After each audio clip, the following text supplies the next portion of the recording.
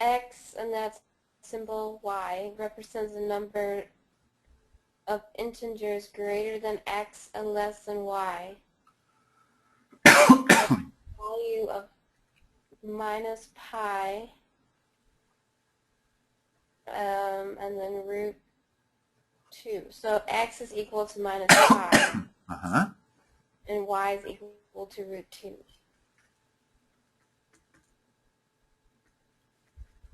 Now let's figure out on a number line where minus pi is out here and root 2 is about there. So how many integers are there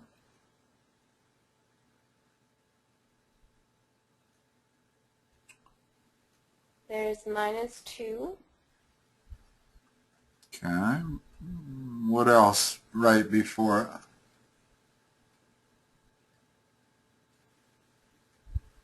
Minus 3. Yeah, minus 3 is. In other words, you don't want to pick out numbers and jump around. You want to start on the left and go to the right, and then you'll know you have them all.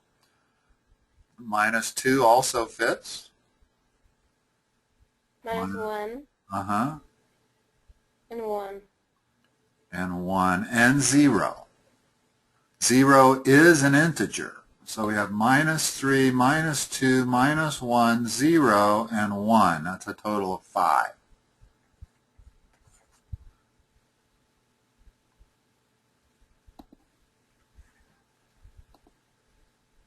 Oh boy, I can barely read this myself. Here, let me see if I can verbalize it. For any positive integer, wow, that, whatever that thing is, m, I guess, chi of m represents the number of positive divisors of that. Which of the following statements are true? Okay, so let's talk about what their symbol is here. We'll call it tau. Tau of m represents the number of positive divisors of m. So what does tau of 5 mean?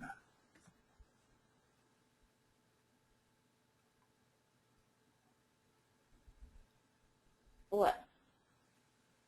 Represents the number of positive divisor. I don't know what divisors mean. Factors? At the bottom of, that's factors? yeah. So tau of 5, there's only 2 divisors of that, 1 and 5.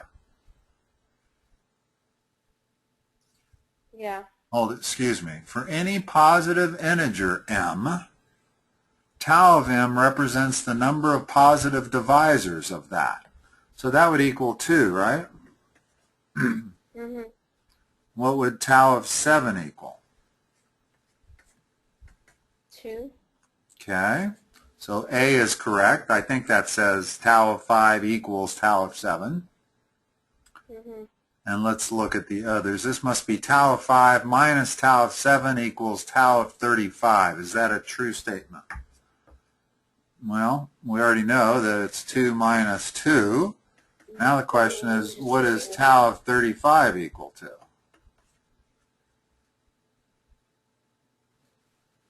Well, 1 and 35, 5. And 7. So there's... But there's way more. So there, I don't think there are, because 5 and 7 are both prime. So, no, that's not what I mean. There's more than 2 minus 2 is not 4. Oh, right. So B is not right. In other words, we're supposed to say which of these statements is true. Well, A was true because 2 is equal to 2. B is not true, but what about C? C says tau of 5 plus tau of 7. So that would be 2 plus 2. And that's supposed to equal tau of 12. What's tau of 12 equal to? 1, 2, 3, 4, 6. It's already not true, right? As soon as we get over 4, we can say that's not true. So A is the only one that's true then.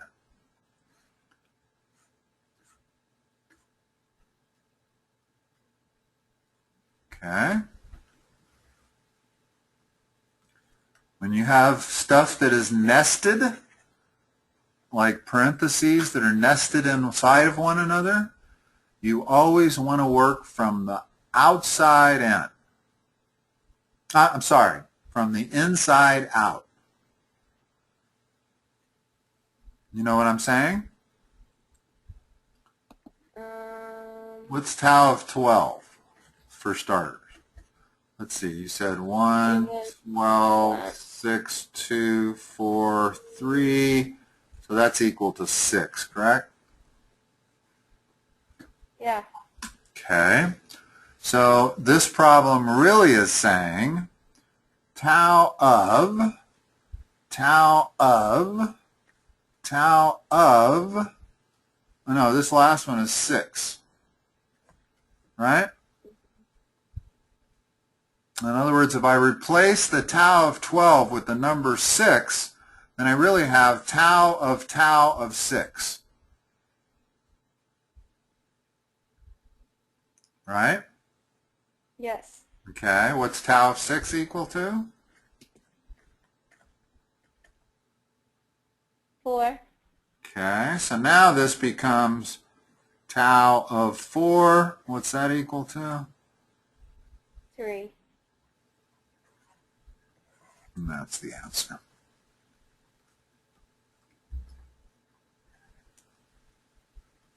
Okay. So I'd be lost without this whiteboard. I don't even think I could talk mathematics without being able to write it down. So, okay, if P and Q are primes greater than 2, which of the following statement must be true? Include all statements. Is P plus Q even?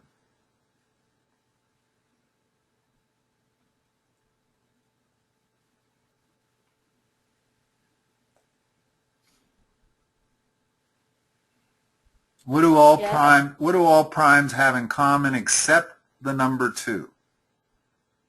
Well, they're all odd, so that would be That's the even key. no matter what. Right. So if we have an odd plus an odd, we get even. So that's always true. How about B?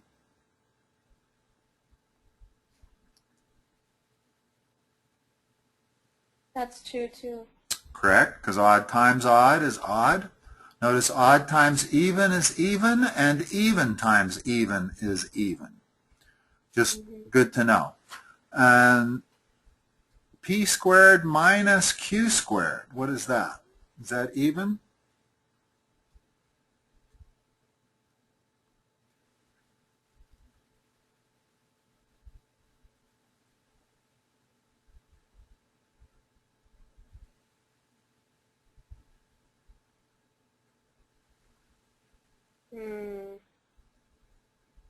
So we know P and Q are, because we know P and Q are odd. And when you multiply, and when you square an odd number, you still have an odd number. Because it's odd times odd, which is always odd. So this is odd, this is odd. And when you take odd minus odd, you get even. So all 3 of these are true.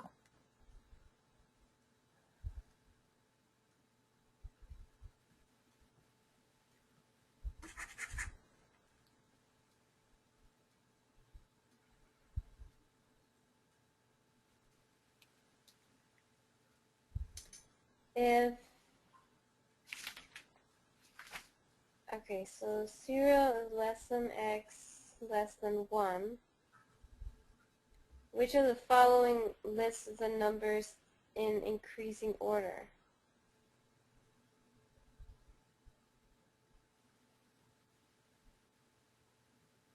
Here's a real important principle. If you take a number greater than 1, say 3, and you square it, it gets bigger. But if you take a number less than 1, say 1/2, and you square it, what happens to it? It gets smaller. It's always true. Numbers between 0 and 1, when they square, they get bigger. And likewise, if I take the square root of a number greater than 1, it gets smaller. But if I take the square root of a number between 0 and 1, it gets bigger.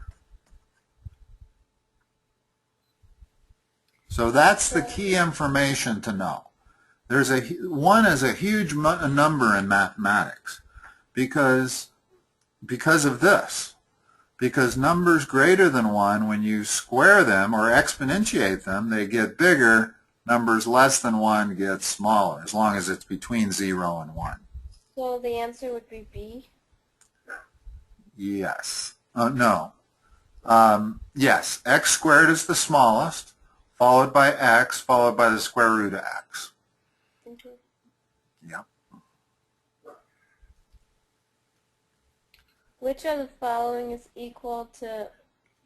Yeah, let me figure out what that is. It must be 7 to the 8th times 7 to the 9th, all taken to the, oh gosh, what is that? Well, let's pretend it's 10. Yeah, I think it is 10. One of these answers fits this problem. How do we figure out this? Wouldn't you do inside first? So it would be 7, and then 8 plus 9, Okay. which is 17. And then you would have 17, but it would be plus 10? Times 10. Oh, times. Times 10.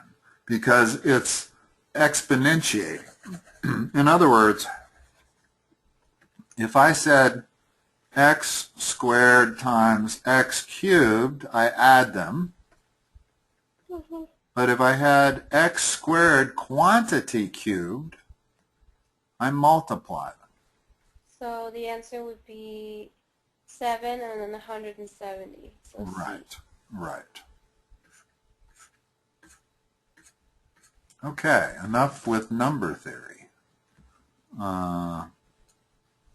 Let's go to their next section, which is fractions and decimals. Some of these you may or may not need to review. You tell me if you think it's stuff that you don't need to review. If I remember right, some of these are pretty basic. Or we can just move through them really fast. Mm-hmm. For how many Actually, we're going to skip one. Okay. What fraction of the class are boys? It would be 12 divided by what?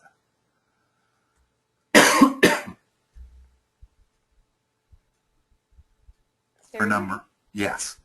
In other words, it's the total goes in the denominator.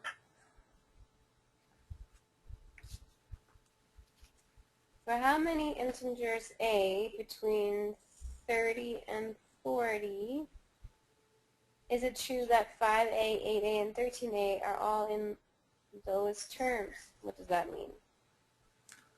Well, let's list the integers between 30 and 40.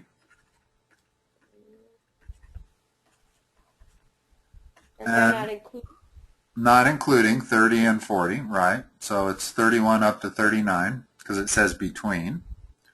And then they're saying that which ones is, in other words, let's look at 31. Is that in lowest terms? Yes, it is. How about 8 divided by 31? Is that in lowest terms? Yes, it is. How about 13 divided by 31? Yes, that is also. Oh, it means you can't make it smaller. You can't find a number. Right, I can't simplify it. Right, in other words. So 31 is 32. No. And in fact, none of the even numbers are going to be in our list, right? Yeah, because 8 can be divided in. So now we've narrowed down the list to just these numbers. And we've already said that works. How about 33? 33 works. 35? No. 37? Yes. and 39. Yes. Actually, 39 does not, because Oh, it goes into 13. it's a multiple of 13, exactly. So we had 1, 2, 3.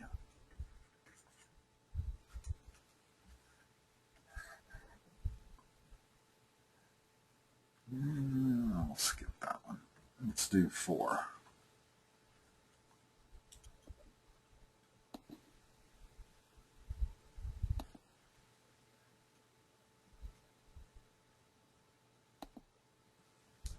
What is the value of the product? 5, 5, 5, 5, 5, 10, 15, 20, 20. Okay, so I would reduce some of this. Right, because this is going to be really hard to do without a calculator if we just multiply the numerators and the denominators. So there's got to be an easier way. Well, 5 over 5 is 1. And then 10 into 5, that's a half. That's a third. I see a pattern here. Fourth, that's a fifth. Now what's the answer? Well, it's 1 in the top part. Mm-hmm. And then that's 20.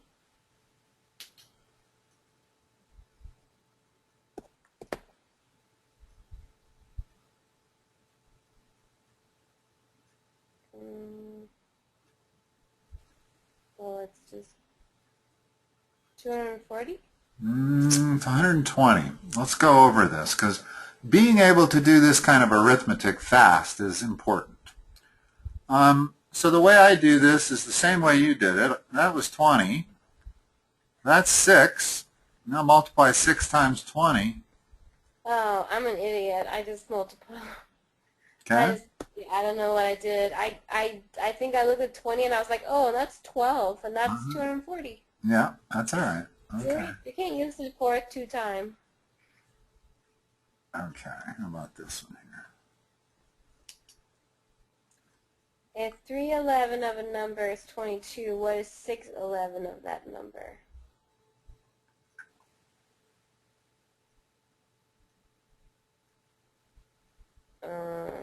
You would have to find the number first. There is a shortcut. But you're right. The long way to do this would be 3/11ths of some number x is equal to 22. Well, now if I solve for x, the problem gets pretty big. It's 22 times 3/11ths. And then figuring out 6/11ths of x is going to even be harder. What shortcut can we use? But wouldn't you have to divide it? Well, I'd start with... If you had that equation, wouldn't you have to say 22 divided by 311, so you multiply with the... Yes, that's the same as 22 times 11/3. Did I write it down wrong? Okay. Yeah, you wrote it the other way around. I'm sorry. I'm sorry. No, that's fine. That's because I was thinking of the shortcut. So now if we were to take 6/11ths of x, basically we would say 6/11ths times that is equal to 6/11ths. So this would be our answer, right? Whatever that reduces to. But let's go back and look at this. How does 6/11ths compare to 3/11ths? It's the double. Yeah. So immediately we know the answer has to be 44. Yeah. And those are the shortcuts you want to find, because they save you minimum of 30 seconds of math time. And know also that there's a reason they're asking this. They don't want to just check your arithmetic. There's usually a shortcut when a question is worded like this. They're looking for the people who can spot that 6/11ths is double 3/11ths.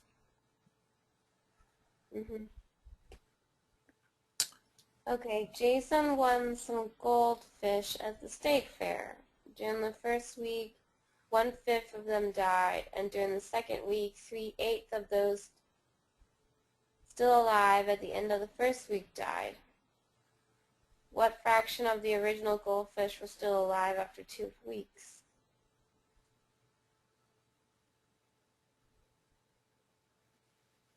It's a good way to solve this. Of the three methods we have, algebraic, back solve, or pick numbers. I would pick numbers.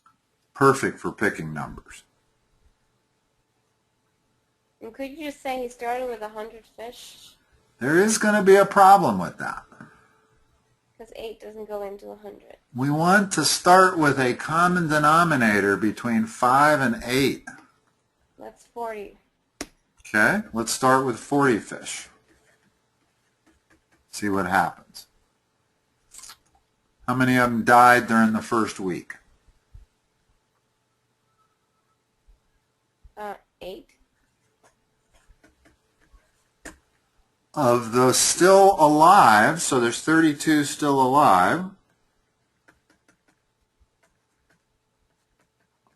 3/8 of those died at the end of the first week. So how much is 3/8 times 32? And make sure you do this the easy way. Don't multiply 3 times 32. Reduce 32 over 8 to 4. Like that. 12. Right, okay.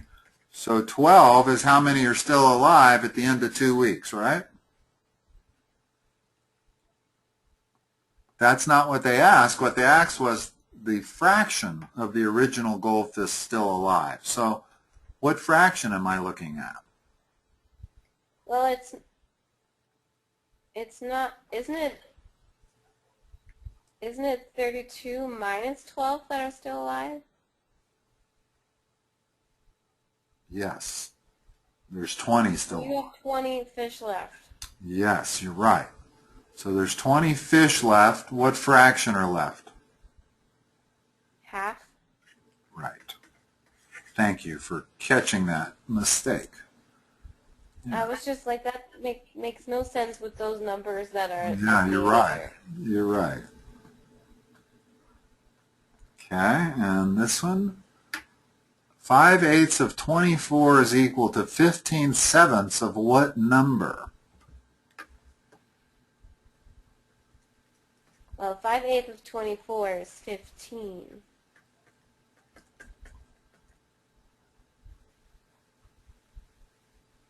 So 15 is equal to 15/7 of what number? X. What is x?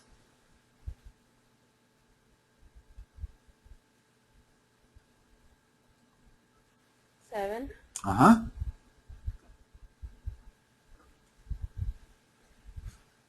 Okay. Let's go to the next section.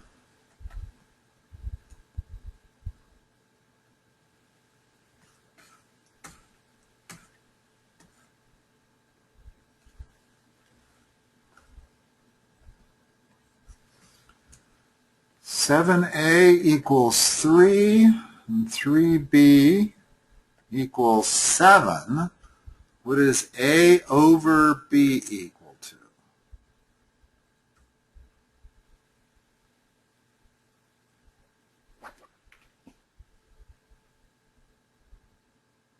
Well, A is equal to 3/7. Right? Uh-huh. And B is equal to 7 over 3. And how do we do this arithmetic? You you multiply with the reversed. Yes, you multiply by the reciprocal of the denominator. So that's the same problem as 3/7 times 3/7. In other words, I invert that.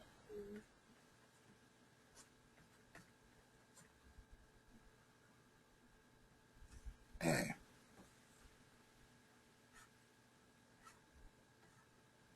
I love little problems like this. For them to call this section fractions and decimals is a little misleading.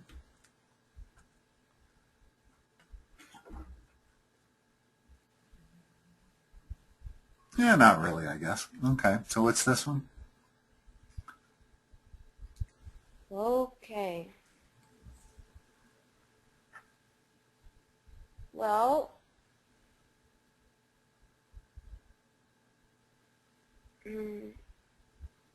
I mean, the bottom part would be 21/9. Okay, what's the top part?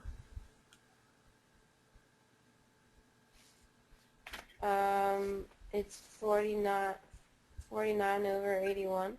Okay, and then how do we do this? You multiply with the reverse.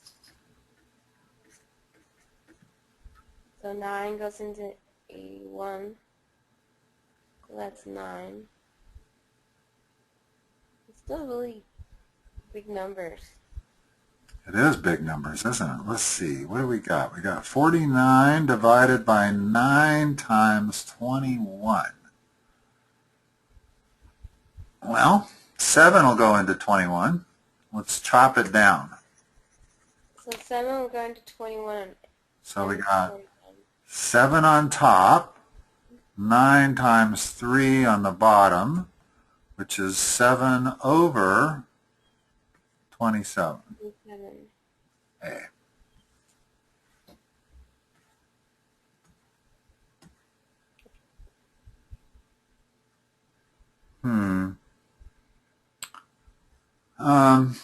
I might be missing some of the answers here. I suspect my camera didn't pick up a C and a D, but that's okay. Which of these two expressions are greater than 9/11ths? I'm sorry. Which of the following expressions are greater than x when x is 9/11ths? Is A,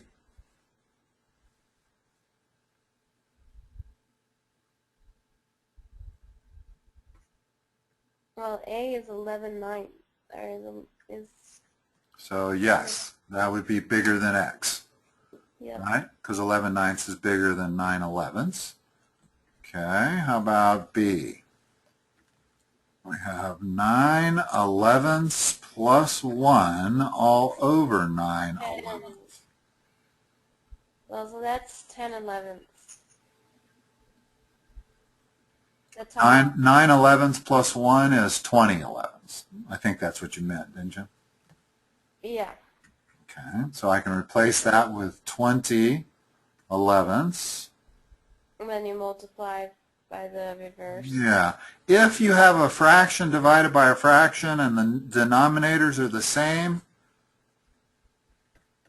you can do that. Be careful, because if the numerators are the same, you can't do that. But if the denominators are the same, you can. Notice that if I flip the bottom and multiply, the 11s cancel. I get 20. So yes, that is 20/11. bigger. Yeah, so that would also be bigger than 9/11ths. We can actually tell that by just looking at it. Because that's 1 plus 1 over x. Well, we already found out 1 over x is greater than 9/11, so this has to be bigger. Okay. Now, let's go to 12.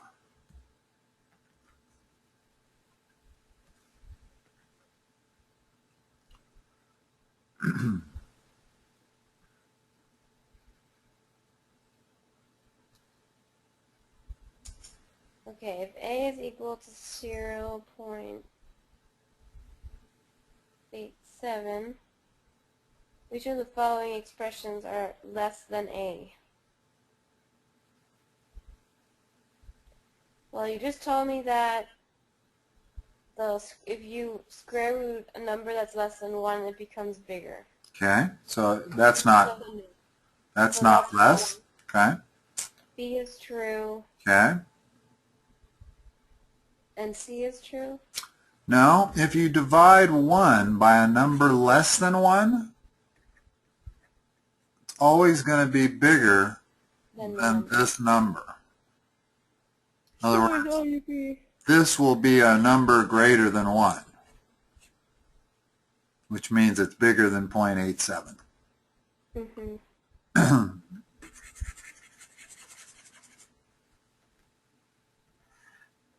Or what value of x is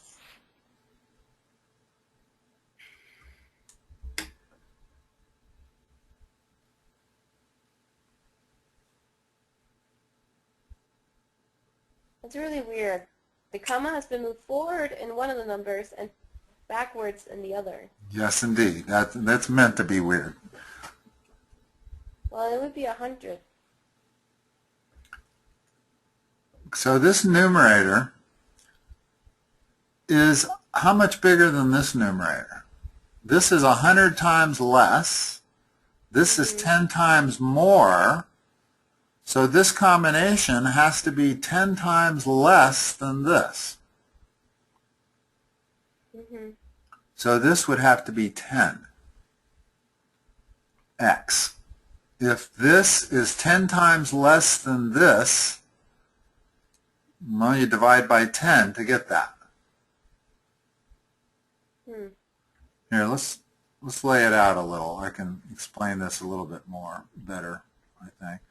Last thing in the world you want to do is multiply these two numbers together, first of all. Yeah, well, it wouldn't make sense with the No, that would be a total waste. Okay. To get this number, I would have to divide that by 100. So if it was just 3/4 over x equals 0.3456, x would have to be 100, right? For this number to go down by 2 orders of magnitude, I got to divide it by 100. Yeah, that's why I said 100. But the 7.89 is being multiplied by 10. So to change 7.89 into 78.9, I need to divide by 1/10. Yeah. So the combination of dividing by 100 times 1/10 is 10.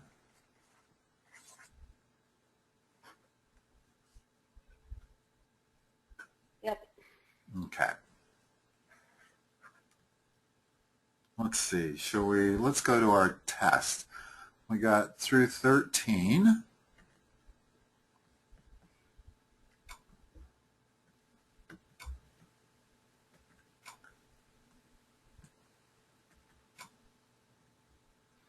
And we're in test 5. Hold on a second. So I have your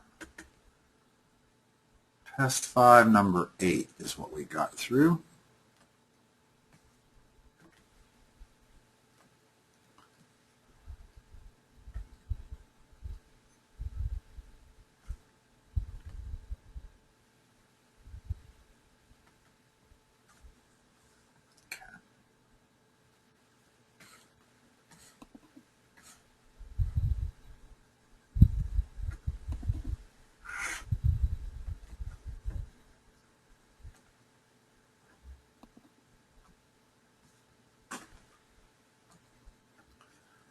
Data sufficiency.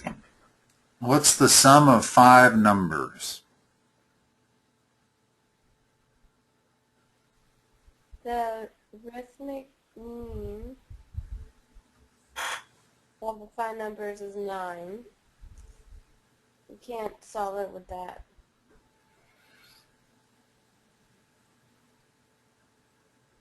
Because that just means that you know that this...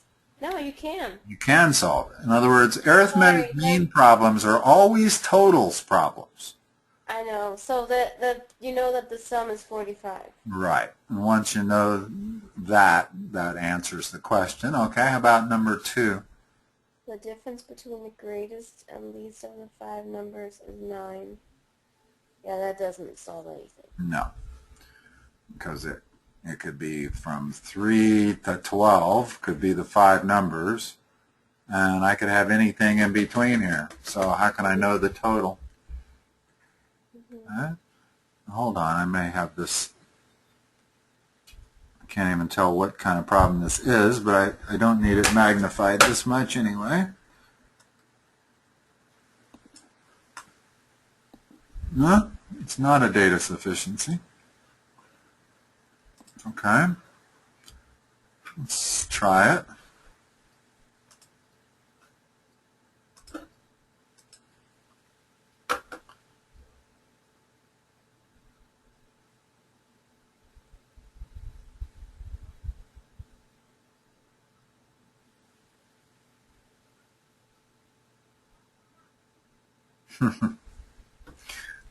Well, they make sure you're going to take a couple minutes on this problem, don't they? Yeah. It takes a minute just to read it and try to figure out what they're saying. We know these are squares. Mm-hmm.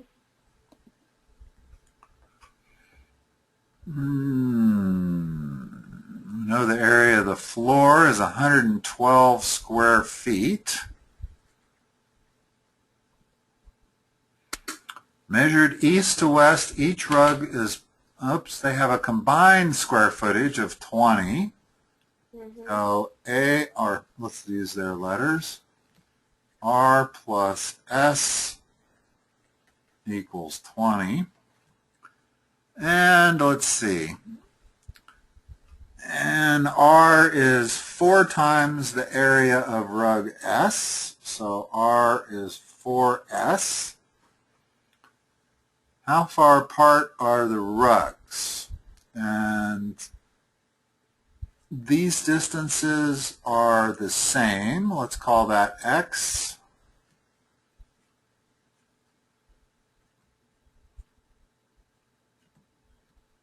I think I've interpreted it correctly. Each rug is placed the same distance from the other rug as from the nearest east or west edge. Yeah. So these 3 dimensions are all the same. That's X, and that's X. How far apart are the rugs? Wow.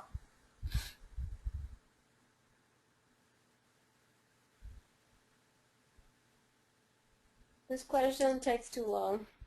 Does.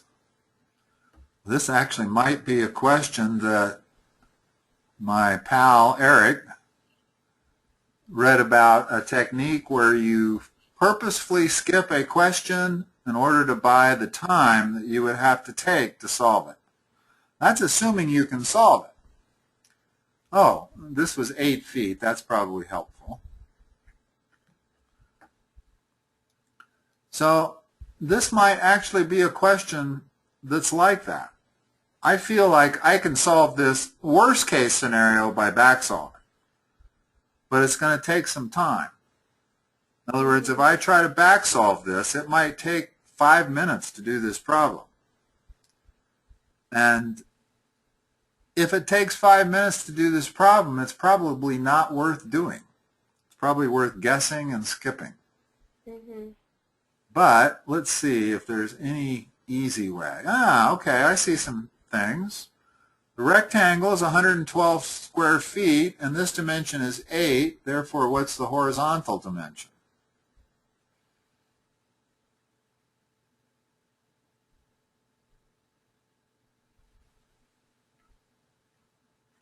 Yeah. 112 divided by 8. Yeah. So it's 14. Yep. Okay. So what can we say now? We can say that this dimension, if the area of this square is 4 times the area of this square, what is this dimension relative to this dimension?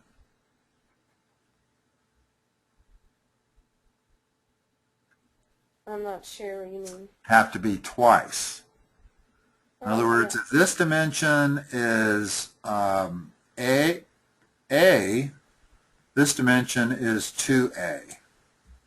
Because their areas, if their areas relate 4 to 1, their linear sides relate the square root of that.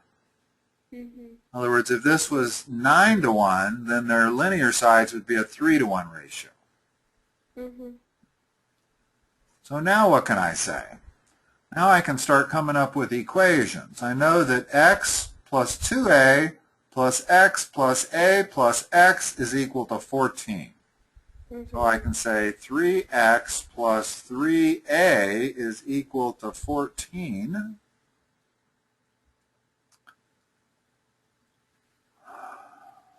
we're trying to solve for x. Mm-hmm. And we know that r plus s equals 20.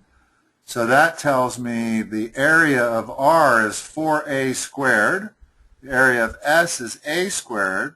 So the area of both of them is 5a squared. And we know that's equal to 20. Therefore, a squared is equal to 4. A is equal to 2. And once a is equal to 2, x has to be, well, 3x is equal to 8. So x is equal to 8/3. What's my answer? Has to be C. Mm-hmm. And I don't need to actually do that conversion. I don't need to convert it to how many inches that is, because they only give us one answer that's 2 and change. Mm-hmm. It's not 2 feet, it's not 3 feet, it's got to be this one right here. Mm-hmm. Well, that was definitely hard. Whether or not it was worth skipping or not, I don't know. Took me about 3 minutes to read it and do it. Yeah, I didn't get the 5 squared, a squared part. I kind of lost it there. Okay, let's just review that. In other words, we know that the area of both rugs is 20, and the area of this rug is 2a squared, right? So that's 4a squared is the area of rug R. Well, the area of rug S is a squared, so I have 4a squared plus a squared equals 20. That's where I got 5a squared equals 20. Yeah. Okay. All right, looks like we might have time for one more. About 11.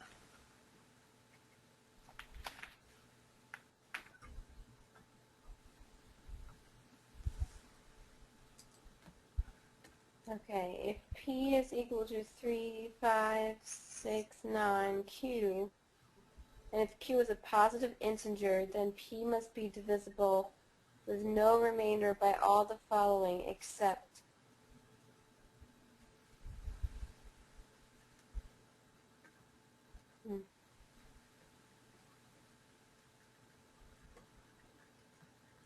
We know Q is a positive integer. Mm-hmm. So let's just back solve this. Whenever you have an except, it's almost an automatic back solve. Is P divisible by 27?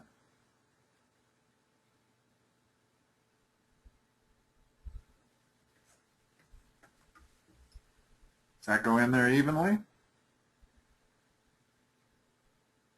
But how do you see that with all those numbers? Well, because there's the 27 right there. 3 times 9. Mm-hmm. Okay, so that's how I figure out that it's 27 works.